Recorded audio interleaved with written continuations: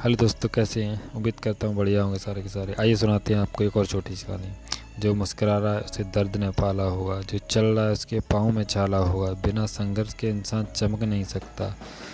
जो जलेगा उसी दिए में उजाला होगा। संघर्ष क्यों बचे संघर्ष से? संघर्ष ही तो जीवन की आत्मा है।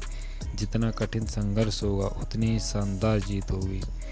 एक बार एक किसान भगवान से बहुत ही नाराज़ हो गया। किसान बहुत मेहनती था, बहुत मेहनत से वह खेतों में अनाज उगा था, उसकी देखभाल करता, पर अक्सर उसकी फसल खराब हो जाती। कभी सूखा पड़ जाता, कभी बाढ़ आ जाती, कभी तेज़ धूप, कभी आंधी। कोई न कोई कारण बन ही जाता, उसकी फसल खराब हो जाती। एक दिन वह किसान गुस्से में आसमान की ओर देखकर भगवान से कहा, हे ईश्वर, आप लोग सर्वज्ञता मानते हैं कि आप सब जानते हैं, कहते हैं कि आपकी इच्छा से बिना एक भी पत्ता नहीं हिलता, पर मुझे तो लगता है कि आप छोटी से छोटी बात भी नहीं जानते। आपको ये भी नहीं पता कि खेतीबाड़ी कैसे करते हैं। अगर आप जानते होते तो हर समय जो बाढ़ और आधे तूफान आते हैं वो कभी नहीं आते। आप नहीं जानते कितना नुकसान उठाना पड़ता है हम किसानों को।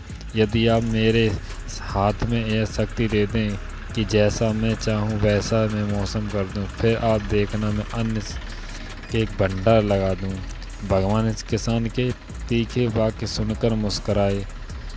कह रहे थे वह किसान के सामने प्रकट होकर बोले, मैं आज से तुम्हें यह शक्ति देता हूँ कि तुम अपनी खेतों पर तुम्हारी जैसी इच्छा तुम वैसा मौसम कर दोगे। मैं बिल्कुल दखल नहीं दूंगा, तुम्हारी इच्छा से सब कुछ होगा। किसान बहुत खुश हो गया। किसान ने गेहूं की फसल अपनी खेत में बोई। जब उसे लगा कि खेतों को धूप चाहिए तो खेतों को धूप मिली, जब पानी चाहिए बरसात नहीं, तभी पानी बरसा। आंधी तूफान बाढ़ उसने अपने खेतों पर आने ही नहीं दिया। किसान के खेत में इस वर्ष ऐसी फसल हुई जैसे कभी नहीं हुई थी। हरी भरी लहलाती फसल। मन ही मन बहुत खुश हो गया और सोचने लगा, अब सबूत के साथ दिखाऊंगा भगवान को कि इसे कहते हैं शक्ति का सही उपयोग। मेरी सफलता देखकर उन्हें अपनी नियति जरूर बदलनी पड़ेगी। कुछ दिन गुजरे, फसल कटने को तैयार हो गई।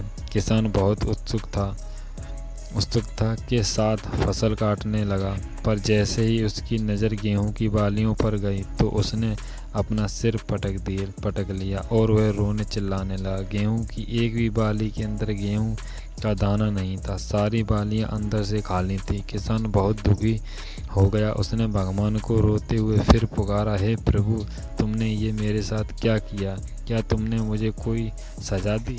भगवान बोले, पुत्र, ये तो होना ही था। तुमने पौधे को संघर्ष करने का मौका ही कहाँ दिया।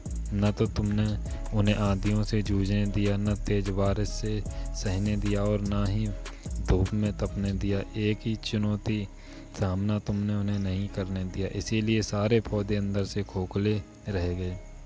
जब आंधी तूफान, तेज बारिश और धूप पड़ती है, तभी ये पौधा अपने अस्तित्व को बचाने के लिए संघर्ष करते हैं, और इसी संघर्ष से एक बल पैदा होता है जिसे शक्ति होती है, ऊर्जा होती है। और यही ऊर्जा पूर्ति तेरे गेहूं के दाने की तरह नहीं फूटती। तूने उन्हें कठिन परिस्थितियों से गुजरने ही नहीं दिया। जहाँ उसके अस्तित्व का जन्म होता, सारे बलियाँ इसीलिए खाली हैं। इसमें एक भी गेहूं का दाना इसीलिए नहीं है क्योंकि तुमने अपने पौधों को संघर्ष कराया ही नहीं। याद रखिए, स्वर्ण के स्वर्णीय आभास तभी आता है जब वह आग में तपने लगे और हथौड़े से पीटने जैसे संघर्षों से गुजरता है। कोयले का टुकड़ा हीरा तभी बनता है जब वह उच्च दाब और उच्च ताप की मुश्किल परिस्थितियों से गुजरता है। इसी तरह यदि आप जिंदगी में कोई संघर्ष नहीं करते, चुनौती ही ना हो, तो हम गेहूं की बालियों की तरह खोखले रह जाएंगे। अस्तित्व नहीं होगा हमारा। विपरीत परिस्थितियां, चुनौतियां, समस्याएं हमें और अधिक निखारती हैं। यदि जीवन में कठिन परिस्थितियां, चुनौतियां आए तो घबराना मत, बल्कि सामना करना। विश्वास रखना कि आप और अधिक निखर जाओगे, अधिक मजबूत बन जाओगे। किसी ने कितना सही कहा है, ज़िंदगी जीना आसान होता है बिना संघर्ष के कोई महान नहीं होता। जब तक न पड़े हथौड़े की चोट तब तक पत्थर भगवान नहीं होता।